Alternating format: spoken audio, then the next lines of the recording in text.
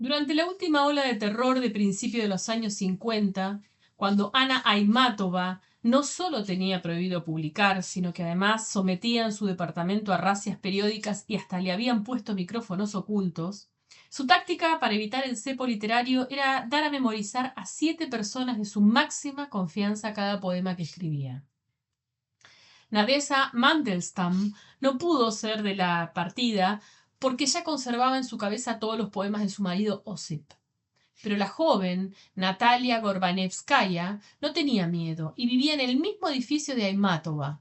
Además de admirarla sin límite y tener una memoria especialmente fértil para la poesía, lo que le permitió ingresar al círculo de las calceteras. Aimátova la llamaba así porque cada una de las visitantes llegaba al departamento munida de agujas y lana, y hacía el ruido de tejer para los micrófonos de la KGB, mientras memorizaba línea por línea el poema garabateado en un papel que Aimátova le mostraba y que procedía a quemar en el cenicero en cuanto la visitante le daba un silencioso gesto de asentimiento. De esta manera se hacía realidad en la URSS de Stalin la famosa profecía de Bulgakov: los manuscritos no se extinguen en el fuego. Eran los tiempos en que casi no se veían hombres por las calles rusas.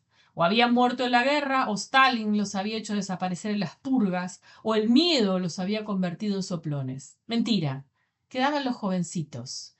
Y Aimátova tenía una pandilla de revoltosos admiradores, el pelirrojo Josep Brodsky y sus amigos, pero los eximía de riesgos porque no quería que terminaran en el gulag por su culpa.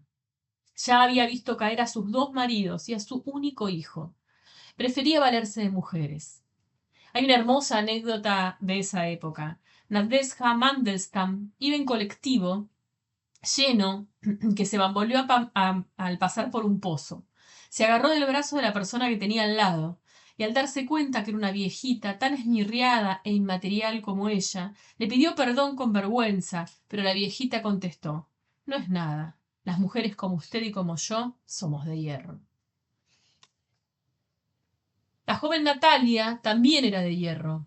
Además de memorizar los poemas de su vecina, gracias a Gorbanevskaya llegaría a Occidente Requiem, el libro más impresionante de Aimátova. Traducía a polacos y checos prohibidos, escribía sus propios poemas y se encargaba de tipear y repartir un panfleto disidente titulado Crónica de acontecimientos actuales, hasta que le internaron en una clínica psiquiátrica. Junto a 8 personas fue a enarbolar una bandera checoslovaca en la Plaza Roja de Moscú el día en que entraron los tanques rusos a Praga en 1968.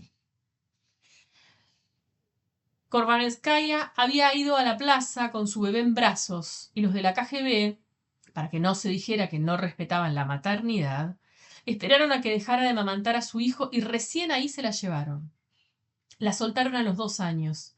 Los químicos que le habían inyectado no hicieron mella en su carácter. Siguió redactando y repartiendo aquel panfleto disidente hasta que la expulsaron de la URSS. Pero sí mellaron para siempre su memoria prodigiosa.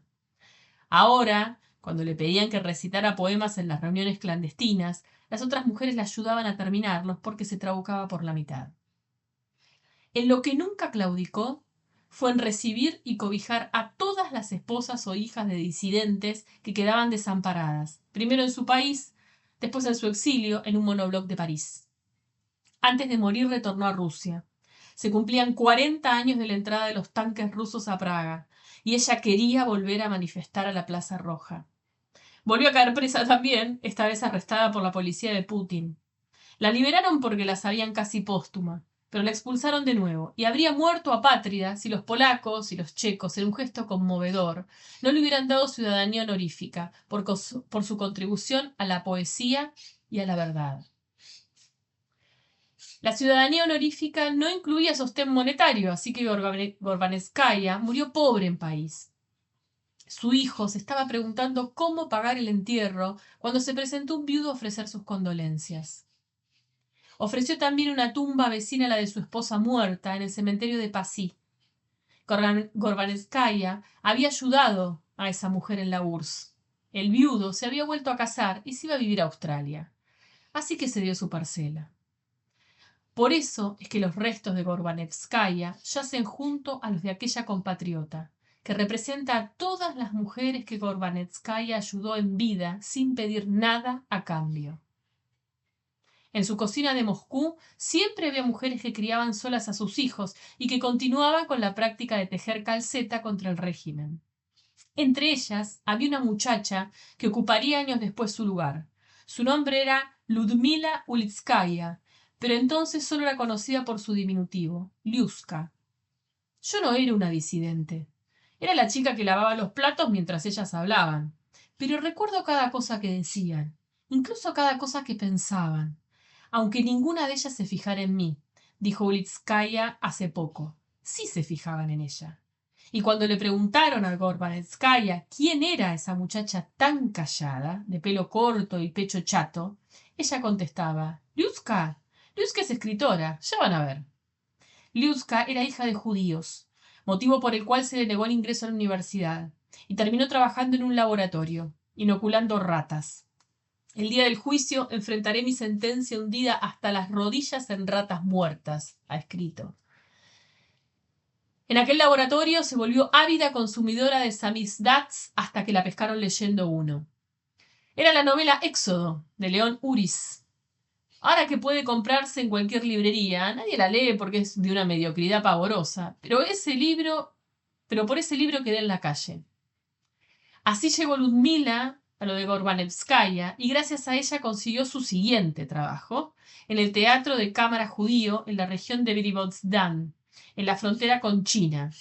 Un intento fallido de desterrar en masa a la población judía de Rusia en los años 70. El teatro debía ser repertorio yiddish, pero ninguno de sus integrantes hablaba bien el idioma, así que solo hacían obras infantiles con marionetas. Ulitskaya sintió que podía mejorar casi sin esfuerzo esas obras, pero enseguida comprendió que era más lógico escribir cosas propias que emparchar obras ajenas. El formato teatral no era lo suyo, y las marionetas tampoco, prefería el papel y la máquina de escribir. Todos los libros que escribió Ludmila parecen salir de aquellas veladas en lo de Gorbanevskaya, y las historias que se contaban unas a otras aquellas calceteras. La vida sin hombres, el desarrollo de la templanza y la picardía para resistir, los infinitos pliegues de esa vida, en tiempo de Brezhnev, de Andropov y luego de Gorbachov, Yeltsin y Putin. En su libro, Mentiras de mujeres, Ludmila rinde un homenaje hermoso a Gorbanevskaya. Una jovencita inculta ayuda a una maestra jubilada que padece Alzheimer. La vieja a veces se entorna los ojos y recita poemas formidables.